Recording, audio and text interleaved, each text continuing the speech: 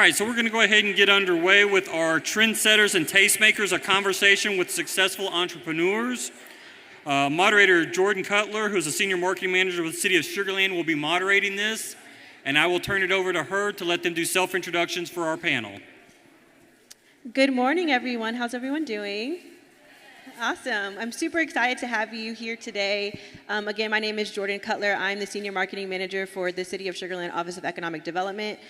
We have curated an amazing panel here with some local Sugar Land businesses, along with some marketing and brand strategists to really have a conversation around what being a trendsetter and tastemaker is. So I'm going to just briefly pass it along to our panelists to give a quick 60-second introduction, let us know who they are so you can learn a little bit about them. Tell us about your business, how long you guys have been in business, and what's one thing about your business that you think breaks the mold? RJ, I'll pass it to you. Yeah, hey, good morning, everyone. Let me take this off. Good morning, my name's RJ Wilson. I'm the owner of Day 6 Coffee. We have a Sugar Land location we just opened up. We also have a downtown location. We're off of Highway 6 in Williams Trace. See, I never remember all the time. But anyways, we opened up in 2020, and we opened the Sugar Land location in 2024. So I'm excited to be here, and thanks for the opportunity. Of course, thank you. Alicia? You didn't tell us how you break the mold. Oh, how do we break the mold? Great question. I think being in the food, coffee, or beverage industry, you want a really good product, but I think what we really try to do is create an atmosphere that's welcoming. A lot of things we try to do is tap into the community, so let other people use the space. Let other people, it's not our coffee shop, it's our coffee shop, if you will. So that's what we try to do. But every day there's a new thing. Every day there's something else we're trying to do to break the mold, or at least that's how you have to do it. Yeah, I agree. So I'm Alicia Brownell, and I love visiting your Sugar Land location. So that's why I wanted to ask you, how do you break the mold? Because whatever it is, I'll be back to check it out. Love it. Awesome. So great job on what you're doing so far. My company is called Seasworthy. Seize like seize the day. We do marketing, brand strategy, content creation strategy. And how we break the mold is really helping you as a business owner, as an entrepreneur, to share your story in a way that's going to help you to make a connection, right? Everybody's here in the room doing that today, trying to connect with somebody else here in the room. How does your brand, your business, your message strategy do that for you when you're not able to be in a physical room? That's what we help you to figure out and implement at Seasworthy. Bismillah. Hi guys, my name is Ali Qureshi. I am the owner of Q's Deli here in Sugar Land. We've been in business for about 2.5 years. We are the way we're breaking the mold is we are the first fully halal deli in the United States of America. So we are bringing new cuisine to Sugar Land and the rest of Texas, especially for a community that's never had this food served to them before.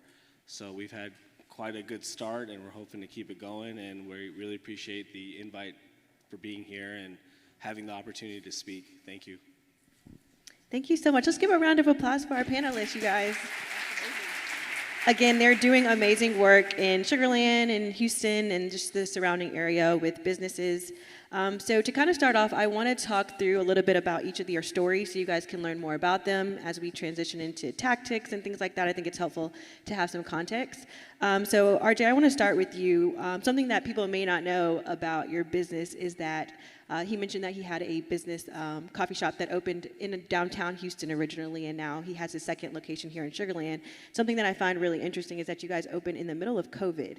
And if small businesses are in the room, that is a time in which not only were you not trying to start new businesses, you definitely weren't trying to do it in the heart of downtown Houston or, in cities where an office rates were at its low. And I think that is very much the epitome of what being a trendsetter is, breaking the mold and challenging the status quo. So I'd love for you to talk us through a little bit about, how you came to that decision to open that location in the middle of a time in which people were not doing that. Yeah, absolutely. I think now looking back, it's like, oh, that was pretty clever. But at the time, I don't know if we all remember COVID. It was a scary time, I think, for everybody. And no one knew what was going on or what was happening. Me and my brother kind of saw that as an opportunity. Hey, everyone else is closing down. Maybe this is how we get our foot in the door. And maybe we took advantage of that. And more importantly, I never told you this, Jordan, but I don't think if it wasn't for COVID, the landlord would have ever given us an opportunity. And that's kind of how we looked at it. I was 27 at the time. My brother was 25. And we had nothing to lose. And this was the George Floyd was going on. Everyone remembers COVID. So we set up a meeting, and then we got lucky. And I think when everybody's zigging, you got to zag, and the rest is history. And we're blessed. We're truly blessed. I love that. Thank you so much for talking about that. Ali, I want to ping it to you next. You also are doing amazing things as it relates to being a trendsetter, bringing in the community and culture. So how do you define being a tastemaker and trendsetter in your industry? And more importantly, how do you keep evolving while still maintaining your true roots and bringing in the culture and the authenticity of your business? Sure. So my father has been in the deli business for over 40 years since he immigrated here from Pakistan. And also because of COVID, his 17-year business went under, and it was my opportunity to finally go and start my own brand and do the thing that I wanted to do. So when I had the opportunity to start Q's Deli, I wanted to lean into my community and my culture, and more importantly, my faith. I saw an opening for something that wasn't being done before, and I really, really leaned into that, and it just worked out really good for us. So his shop shut down during COVID. I saw an opportunity. Also, the landlord probably gave me a shot because they couldn't fill the space, and it really just kind of worked out in our favor. That's awesome. That's really great. We're going to get a little bit more into your story and how you blend in the culture and community. I think it would be remiss of us to talk about trends without talking about the amount of trends that we receive in our society. If we look at social media and just even beyond that in marketing, the amount of trends that we receive on a daily is insane. I work in marketing strategy, and our team is often trying to keep up with all the trends that are coming, the short time frames that they're thrown at us. So I want to ping it to you, Alicia. As a marketing strategist and brand strategist, how do you advise your clients to kind of keep that balance between, dealing with the trends as the small business owners who often wear multiple hats and are trying to do different things? Talk us through a little bit about how you approach that. Yeah, absolutely. So what we like to coach clients and potential clients around is, instead of chasing trends, to kind of pivot the way that you think into leading in your lane instead. I know, you're a marketing girly as well. It's very difficult to keep up with the TikTok trends and the hashtags and what our kids are calling cringe, right? So the thing to do, instead of trying to constantly chase what's hot, is to figure out what it is that you can do that's authentic to you, a way that you can show up consistently that's going to resonate with your audience. Your audience isn't going to be everybody. So trying to do everything for everybody is going to leave you constantly burnt out. So you get to do a little analyzing for your market, for your industry, for your competitors, and find out where do you get to be and how do you get to be there. That's going to really resonate with who you want to resonate with. So it's more about figuring out a strategy as opposed to just doing what everybody else is doing. And then what we can also do is kind of reset our marketing mindset, and instead of, like I said, chasing, figure out how you can show up in a way that's really going to be authentic, and a strategist can help you do that, because there's so many messages out there. What you want to do is cut through the noise and really elicit some kind of connection, not being salesy all the time, maybe more sharing your story, kind of like these awesome gentlemen are doing today, letting us know how they started and where and why. It's funny that you mentioned COVID, because I was in your coffee shop one time and I think ran into your grandmother, who is very proud of, what you guys are doing there at Day 6. Good to know. I wasn't sure. So, this fact that you're sharing your story, and then when you show up in your shop and you feel that in real life, I think that's the sweet spot that we as business owners get to aim for. How can we have that consistent messaging and emotional response throughout? That's so awesome. One of the things that you mentioned that I think is great, and I want to elaborate a little bit on that, is our target audience. And when you're developing a strategy, that is really the core of it, knowing who you're serving, knowing who you're targeting and why. And I think all of you up here do a really good job of that. If you guys can, give us some context in how you kind of identified your target audience for each of your business and what went into really curating the experiences. I think, RJ, you talked about that. You wanted to create an experience for people as they were coming into your shop. Ali, you do that as well at Q's Deli. Walk us through a little bit about how you chose that audience and how you kind of found that right audience for your business. Whoever wants to start. Yeah, you can start. Go ahead. So like I said, when I was leaving my last franchise, shutting down because of COVID, I knew that my community was super underserved when it came to deli food. We usually had to settle for Subway and have a Veggie Max or a tuna sandwich. So I brought in the halal meat into Sugarland first because I knew that this community would respond to it well, and I knew that this had to be the first location. So again, I just leaned into my community knowing that, especially during COVID, you guys talk about not following trends. Every halal shop that was opening was a smash burger or a hot chicken sandwich. And I feel like there was 20, 30 of each of those all over the place. So I wanted to bring a cuisine that had never been touched before in that space. And when I did, the response was just pretty unbelievable. Yeah. That's a good point. Yeah, if you haven't had their food and you're in Sugarland, I would definitely recommend stopping at Q's Deli. They have amazing sandwiches. Alicia, do you want to go? So I'm a little bit more hard-headed than the gentleman on either side of me. They learned by leaning into who they are, their family history, personal stories, the opportunity that COVID presented. I learned by figuring out what not to do.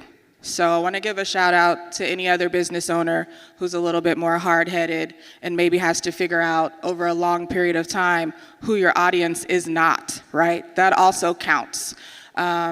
But it's a combination of the two, right? You can lean into figuring out the analytics. You can get someone to help you with strategy. You can dive into market research to figure out how your audience is responding to what you're putting out. Or you can do like me and spend years speaking to people who are not your audience to figure out, who your audience actually is. But I think either way, there's something to be said for the fact that who you are now means that a lot of the time your audience is going to be some previous version of you. So for your deli, your audience is someone who was looking for options in the halal market but didn't see them, so you answered that call, right? So stopping to figure out what are your own pain points, what are the things that are slowing you down or firing you up can often help you figure out who is going to be resonating with something that you can put out there in the future. So either figure it out with some help or figure it out over time. But either way, I think we can all do a great job of encouraging that there's no wrong answer, right? As a business owner, one of the things that we do well is pivot. So leaning into that and giving ourselves a bit more credit for still being around, after COVID, after Barrel, after all of the things that we have been through, specific to this Texas market, we get to give ourselves some more credit and our audiences as well. Thank you for that. RJ? Yeah, so that's a great point, actually. And speaking of that, I think when we first went into downtown, there's this idea, you're downtown, you're going to play off of the office workers. Well, being COVID, we didn't really have the office workers, so we had to pivot and, all right, well, how do we accommodate the people that live in the area? And sometimes your audience choose you, and the better you serve whoever your customer is, those customers are going to choose you, so that's what it became. And we're still learning that in Sugarland. Who is our audience? Who is the type of people that want a space like this? They want to look for a small coffee shop, a homey coffee shop. Some people just want their drive-through Starbucks and get to work. But other people, they want, the hominess, the family style that we offer. So keep your head on the swivel, and no one is too good to become your target audience. Hey, I wanted these people, but it turns out these people are actually looking for me. So. Yeah, that's a great point. Knowing who not sometimes helps you kind of strategize around maybe how you can bring in more, even for us as a economic development and tourism team. Sometimes we look at, who our main audience is, but who are some of the underlying visitors that we have coming into the city that we can kind of play on and market to as well. I'm going to transition a little bit into some tactics so we can walk away with some tangible and some tactics that we can use as entrepreneurs and business owners. So kind of transitioning to your audience, how are you guys currently using any data? I know data is a huge conversation right now in marketing, and as we look at trends, what data tools do you guys use to maybe inform who your target audience is, or to kind of give you some insight about your business, whether that's marketing or even, some other platforms that you might use throughout your business? Alicia, do you want to start?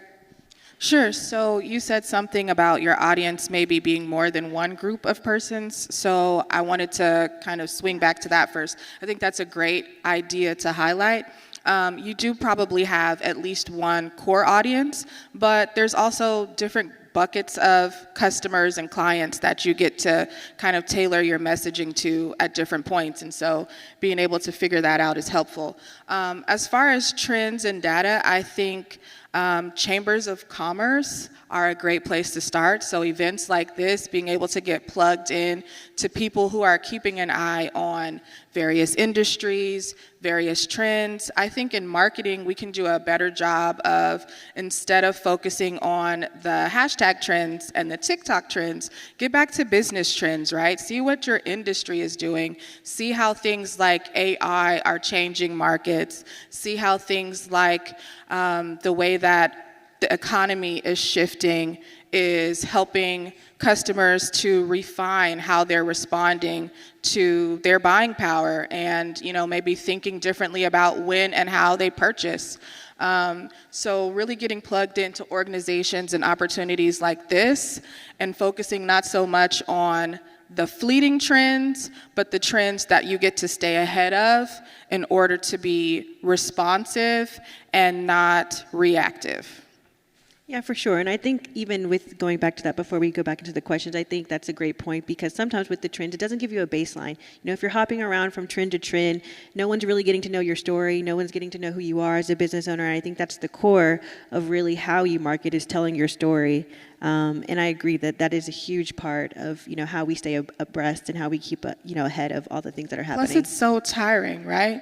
I have small kids. I don't have time or energy to be chasing TikTok trends. So, giving yourself, like I said, some credit, and then using tools to help you maximize your time, maximize the info that you do have, show up to a chamber meeting so that you can find out what's going on, maybe without you having to dig deep and do that research yourself, All of those things can work.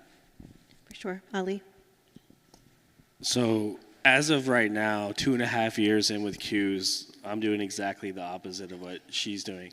And that, again, it depends on the business. It depends on the situation. We have been open for 2.5 years. I have not spent a single penny on marketing since we've opened. Everything has been social media, mostly Instagram. And I will dive into my Instagram. I will look at my professional dashboard. I'll look at the analytics of who's visiting my page, who's hitting the order button, and those things. So I have been really heavy into social media.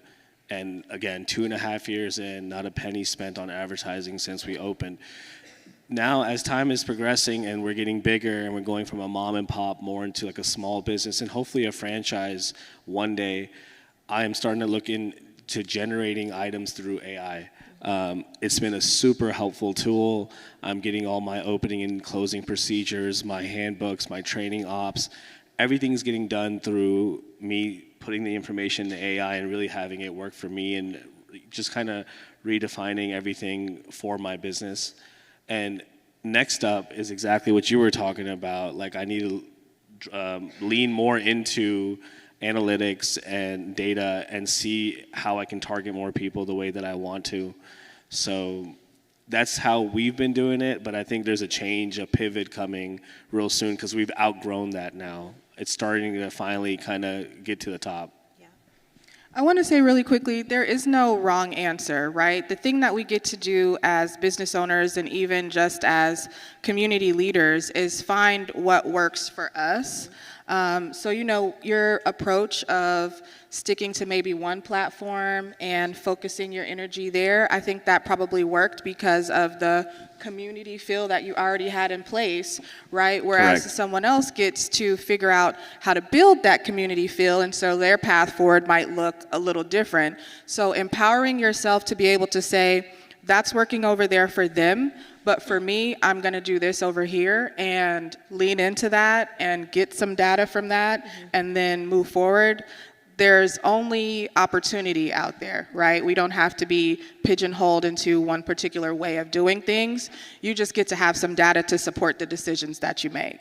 Yeah, and I want to ping it to the audience really quick to kind of set some context, because we talk about marketing, and sometimes we lump everything into just social media art, but there are so many ways to market. So I want to do a quick poll to kind of see how people, approach the different marketing. If you use social media for your business, can you raise your hand? Okay. If you use an email newsletter, can you raise your hand? Okay. If you use SMS, can you raise your hand? Okay. Yeah. Okay. So there's just to kind of, set, if you have a website, can you raise your hand? Okay. Everyone should have a website. But just to kind of set some context, there are so many ways to approach it. So to your point, Alicia, there is no right way. Some people's model, thrives off of SMS because people are glued to their phones and that's their audience. Some people, like email newsletters because they want to send promotions through. So there is no right or wrong way. So thank you for bringing that point up, Alicia. RJ, do you want to have Yeah, just to tie it back. So when we first opened up, we were heavy social media. I was trying to be an influencer. Now we're moving more towards the newsletter and the SMS. So just like there's different strokes for different folks, timing is, hey, I'm a 2-year business. I'm doing something different than when I'm a 4 or 5-year business. You may not have the clients to reach out via newsletter, SMS. Later on, once you accumulate that, it's different. So, but I want to touch on one more thing about trends and market data. Inflation is a big thing, as we all can imagine. And that's something, the macro impact of inflation or the cost of labor, and that's something that we've been trying to keep track of. How have you guys been doing that? Great question. I don't know that we're doing a good job, but just prices are changing every year, every day. I know during COVID we couldn't get supplies. Now it's, wow, the cost of supplies is jumping. So it's about finding new vendors or shopping around, but maybe you have some advice of how we can, let me know. Well, maybe we can network. When we go to our networking thing, if anyone has any advice, please, let's chat about it. So we talked a little bit about data. We talked a little bit about programs and things like that. Alicia, you talked a little bit about that. Have any of you guys used public or private grants, programs, competitions, things like that, to help your business in any capacity, whether that be operationally or marketing-wise? And if so, kind of give us any tips that you had and what some of those programs may have been. Does anyone? So I haven't yet, but we just submitted with the city of Sugar Land for a revitalization of the outside of our space. So the city of Sugar Land came to us and told us that, we talked about an expansion I wanted to do with our patio. And they basically told me, hey, just apply online and we're going to cover a percentage of the total cost. And they've been super helpful every step of the way. There's a gentleman by the name of John that's been helping me a lot, and I'm super excited. By the fall, we're going to have about 30 to 35 person seating on the outside of Q's Deli, and we're going to start doing brunch on Saturday and Sunday, and just a coffee bar, don't kill me.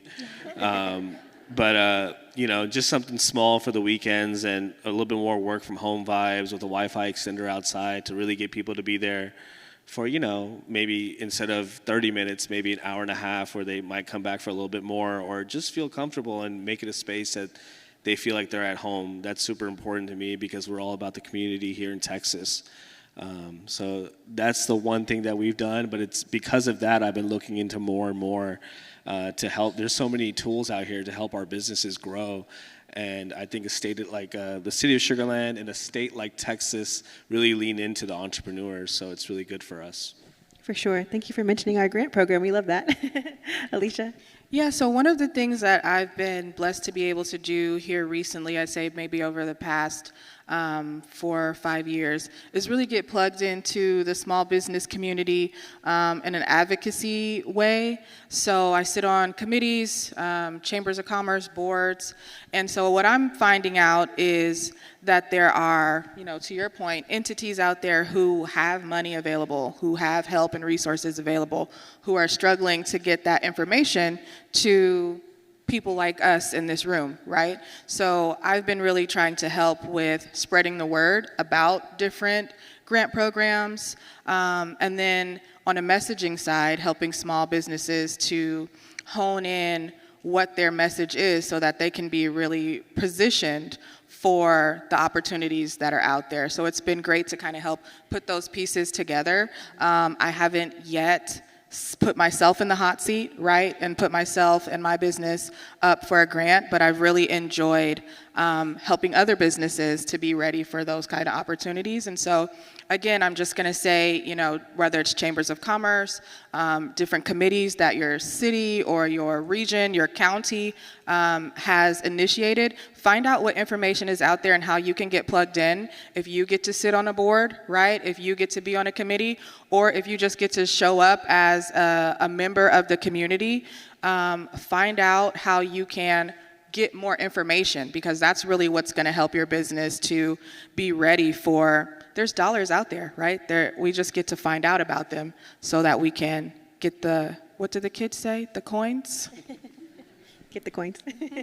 Yeah, unfortunately, we haven't really tapped into grants and things like that, and that's one of the things I wish we would start doing more. But sometimes you're afraid to ask for help. And I think kind of putting your pride aside, putting your ego aside, there's a community of people that want to help you and want to see you succeed. So I'm hoping next year I can answer this question differently. No, for sure. I think these are all good points. Go ahead, Ali. I just want to add one thing to everyone sitting in here. Like she said, there is money sitting, waiting for all of us. Your respective city, your county, wherever it may be, you should reach out to those people, the tourism department. There's money out there. You should look into it. You should see what you can do for your business. We work so hard every day. We should absolutely reach out to these different groups to do whatever we can for our businesses, Yeah, and your partners are in the cities and programs. I've worked in municipalities and kind of like destinations for some time now, and we are really allies. We're here to help you guys. We're here to help and support our small businesses. They really are the core of our cities and our destinations and our places, especially small businesses like Q's and Day 6. So I really encourage you guys to tap into the Small Business Administration, whether you have your city government, economic development department, or tourism department. Really reach out to them, whether it be for marketing, even just to use their platforms and their things that they have available to help market your business. And also, again, there's grants and there's programs that can help with commercial revitalization or anything that you guys might be experiencing as small business owners. A lot of resources are available. You just kind of have to get connected to them. And a lot of times they're willing to help and support and be allies as well. So we're going to transition a little bit, still talking a little bit about tactics and operationally your business. You guys have talked about growing and kind of expanding and just transitioning. What did you have to upgrade or delegate as your business grew? And walk us through some of those things, whether they were operationally, staff. You've talked about having 2 locations now. Ali, you've been in business for a couple of years now. You as well. How have you guys upgraded and delegated? And sometimes as a business owner, you have to do everything sometimes, it feels like. And a lot of that, it can be hard to kind of give to someone else to do. So would you like to start, Alicia? I would love to start. So one of the things that I'm really enjoying right now is helping other small businesses who are in this kind of wearing all the hats space. We get to a point where we can't do everything like we thought we could, or we don't even want to try to do everything. And so sometimes what I'm running into is people are aware that their marketing gets to have some help. They want to integrate some more strategy and not just be reactive, but they've got too many hats on to really focus on quote unquote marketing. I find that when I say marketing and when I show up, what they were thinking is something totally different.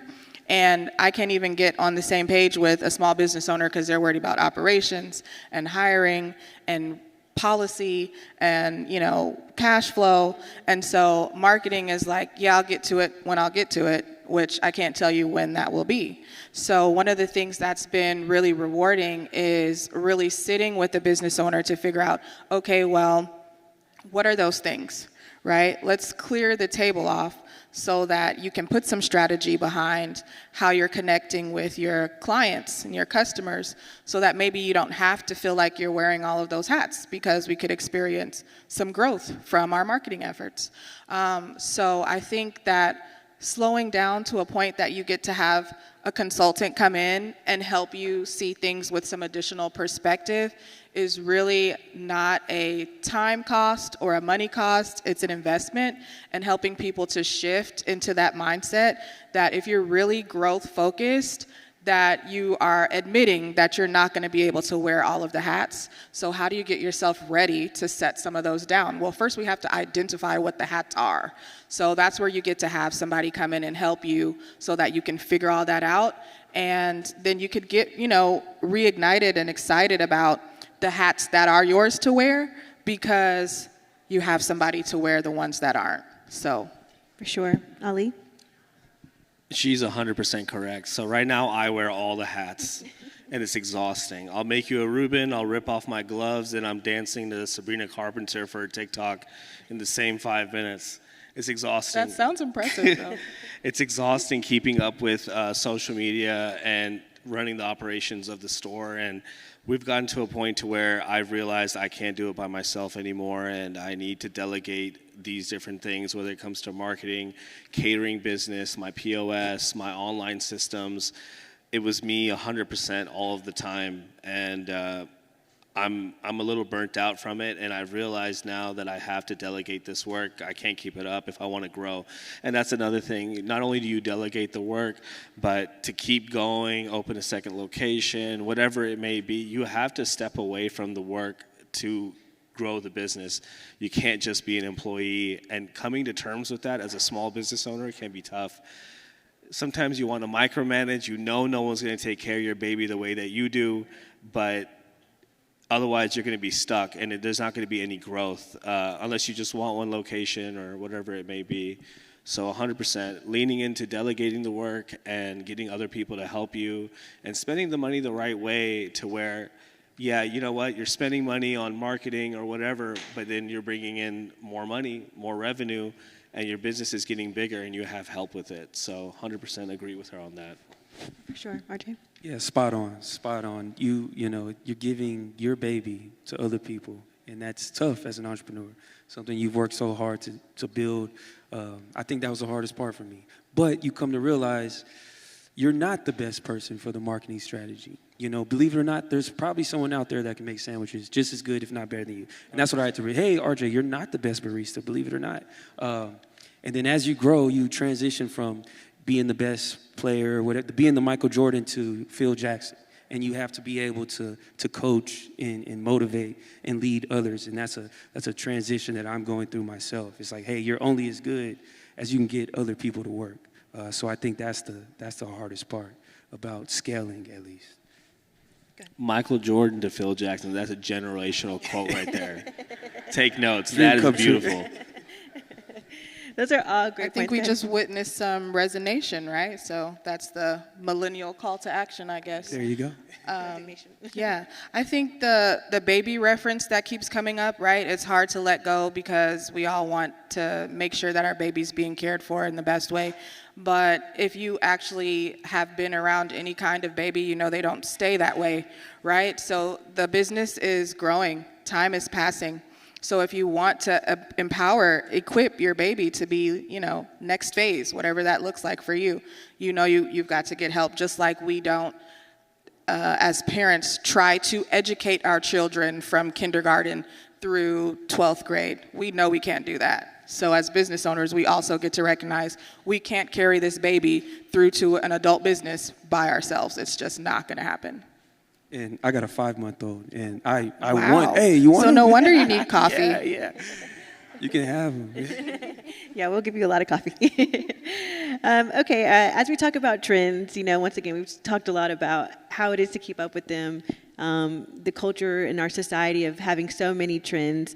I think we've talked a little bit about transitioning and expanding. So I want to go into kind of transitioning from the trends into longevity and how you balance both being a trendsetter, being a tastemaker, with ensuring longevity and legacy for our business. I think a lot of times business owners go into it, wanting to expand or, having these huge ambitions of making an impact, which is really what I feel like the core of being a trendsetter is you want to have trends, but you want to make an impact in what you do. So I want to start with you, RJ. We talked a little bit about your, original location and now your second location in Sugar Land. How did you know it was time to expand? And then also, what factors helped you determine that Sugar Land was the right location for you, and even the space that you operated in? Yeah, absolutely. So I'd be lying if I said I knew that it was time to expand. I think it was time for us to take on a new mission, a new goal, and doing it downtown, doing a coffee shop downtown was one thing, but we had this need to prove the concept and do it in the suburbs. Because then it became, okay, you can do it downtown, you can do it in the suburbs.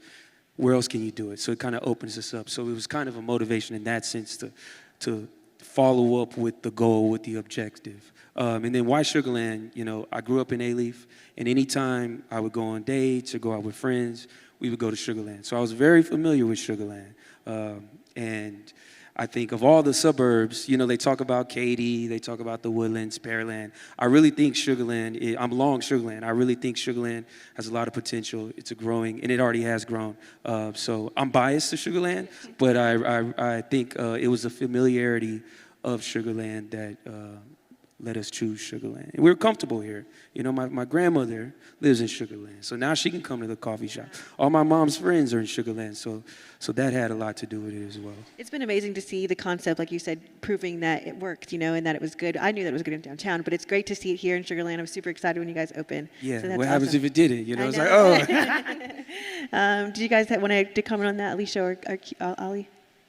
About longevity? Yeah, about expanding. How did you know it was the right time? So with Q's, because we are the first halal deli in the country, a new group of people are trying this type of food for the first time, and it's a big learning curve because it's a different type of food for them. And as time has progressed, they've accepted it. They like the food and stuff. But every once in a while, people from our community, we like spicy, we like seasons like that are different. And I had to basically hold my ground against those people and say, look, this is an American deli, and we have American flavors, and that's not changing. Because it's not just them that I'm serving, it's the whole community. Especially Monday through Friday, we have so many people coming in from the corporate sector in the Sugar Land Business Park, Schlumberger, and all the different buildings around us. So that was my take from the beginning is we are going to be a franchise in America. We had to keep American flavors. And since I've opened, it's been about how can we make this streamlined for a franchise and open up multiple locations as fast as we can. And that's coming real soon. I wanted to wait about 2 to 3 years before I started opening up more. But I've been a franchisee for 20 plus years, and my dad's been doing it for 40 plus years. So we've seen the other side, and now we want to implement that into a longevity strategy to keep it going. So talk us a little bit about that as well. How did you, knowing that was your plan to build a franchise and to do those things, how did you kind of create a model that you knew would work as you thought about your future and what you wanted to have longevity-wise? Every single weekend, people come in to Q's Deli with family from out of town. Austin, Dallas, San Antonio mostly, but there are other sister cities where a lot of Pakistani Muslims live, like Chicago or New York or LA, San Francisco. These people come in, they try the food, they look at me, and they're like, how do I get this to that city? Mm-hmm. And every single weekend there's franchise interest. And that's how I knew, like, okay, this is something special. There's not many other places like this that are doing what we're doing, and we had the experience between me and my father 60 years in a deli. So I knew once we opened up, and that first couple months kind of left, and it just kept going. The interest kept going. So I knew that this is something special that I think we're going to be able to turn into something much bigger than just one location in Sugar Land. and at least one in every single major city in the U.S., God willing, inshallah. So. Sure. Alicia? I love that you are sticking to kind of your core vision and letting that drive you. I think that's important for longevity.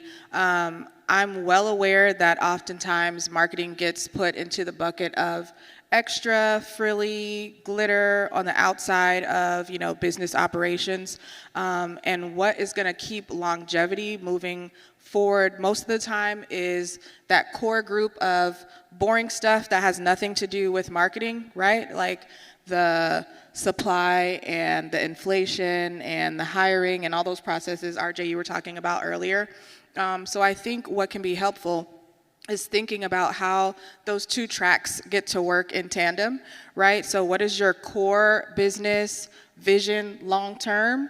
And then how do you get some marketing inside that core track? Because there's going to be the marketing stuff that changes, the hashtags, the platforms, where we're reaching out, how often we're reaching out. But the connection piece, right? The being in the store on the weekend so that you're seeing that response and hearing that people want you in other cities so that that's something that you continue to keep as a goal for how you're moving forward.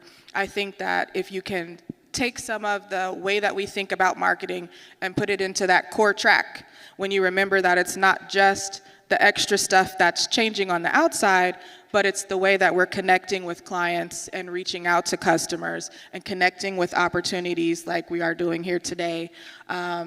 If you can think about how those tracks are working together, then that's how you set yourself up for longevity as things change and move around you. When I was a part of a franchise, we had a 2% advertising fee. I never saw a commercial or a billboard or anything. It was a Houston-based franchise. Never saw anything. But it's so important about marketing. I'll give an example. When we opened Labor Day 2022. And we announced the night before at 11 p.m. at night on Instagram that we're opening the next day. Because I did not want a big crowd. I was scared. I wanted to kind of have it ease. My first customer was a big blogger from here, from Sugarland. His name is You Had Me at Halal on Instagram.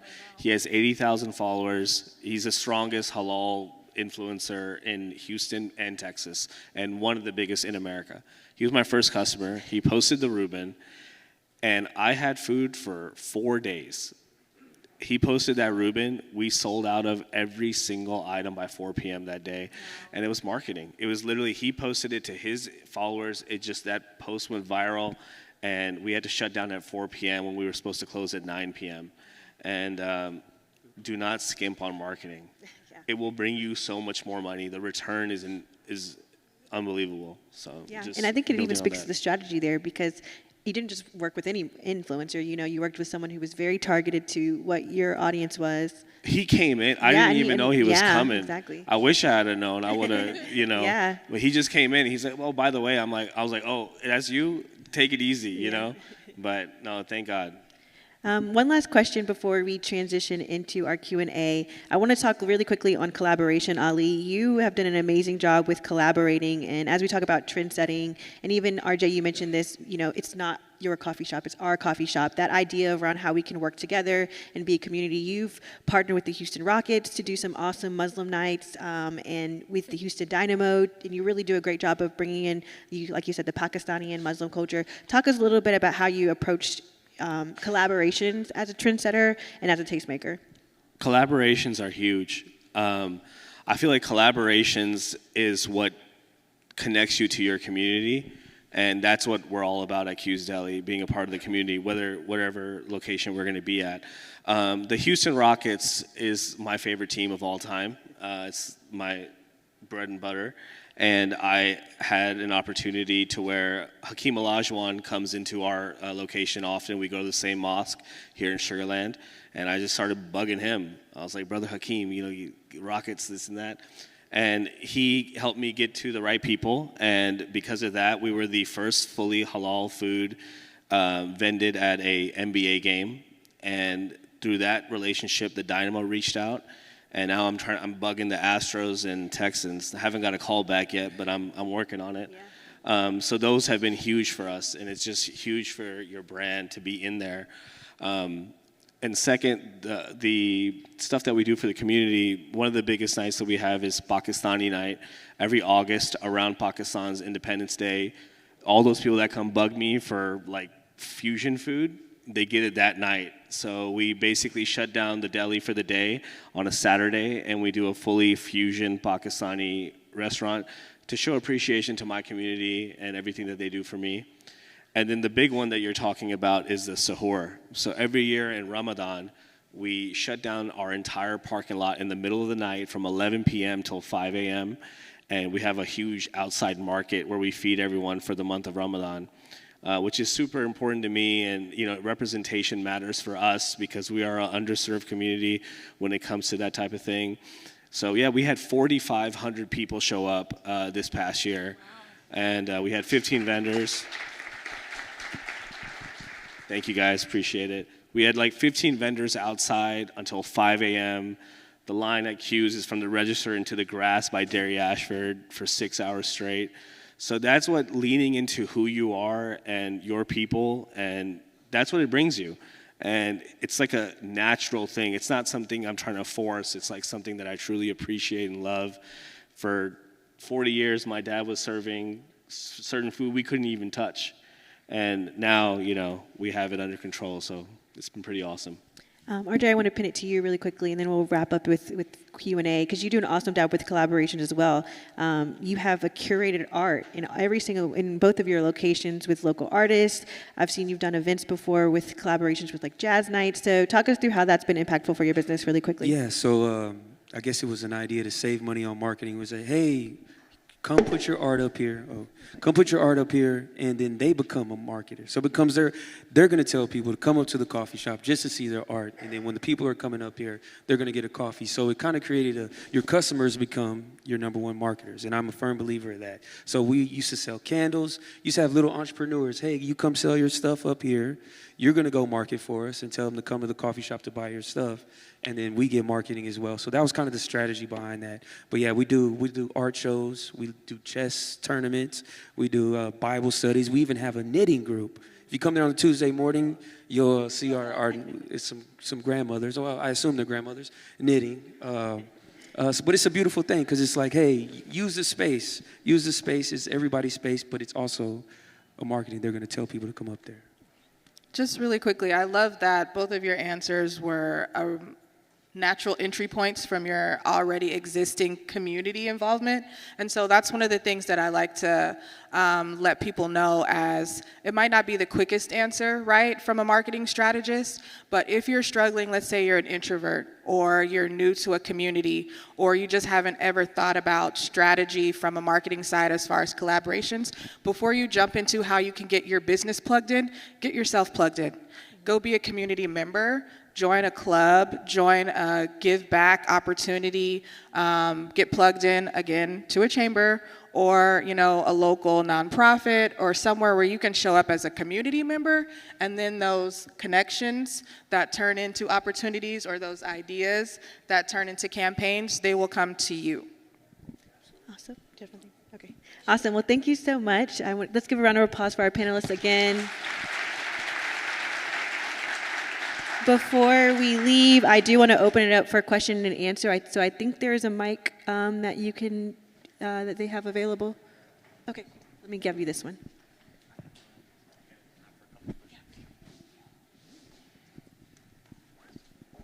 Hey, I'm Shannon with Freedom Caregivers and Companions. Thank you all so much for your authenticity and coming up there and your commitment. It's been very inspiring. Number one, it's too cold in here. And number two, what does it mean to each of you to be a successful entrepreneur? I guess,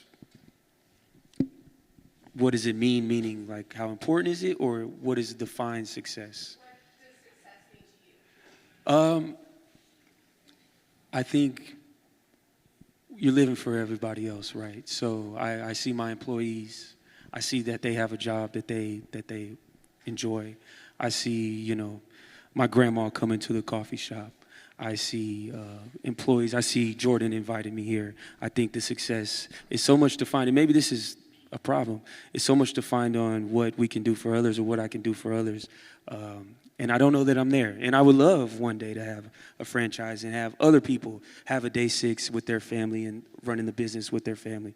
So I don't know that I have like a good way to articulate what it means to me, but that's just kind of what I get out of it. I like seeing these things. I like what makes me proud is seeing my employees happy, or seeing my customers, seeing the grandmothers knitting at their favorite coffee shop. That makes me excited. So. Yeah, I think you're talking about a sense of community and authenticity. I know you're probably thinking about the representation piece that's so central to the way that you serve. I think that one of the things that I like to do is, again, marketing mindset, thinking about the power that we have to define that success for ourselves, right? Because for one business owner, it's going to be a number. For another business owner, it's going to be how much time freedom do you have? For someone else, it might be a business model that looks like franchising. But defining for yourself what success is first, so that you get to know how you run your business, how you make those collaborations, how you approach your marketing. I think giving yourself that permission is an important place to start. Success for me is being aligned with God. For so long, I was doing something I wasn't really happy with, and as soon as I left that thing, it really just got really good for me. So that's like the number one thing.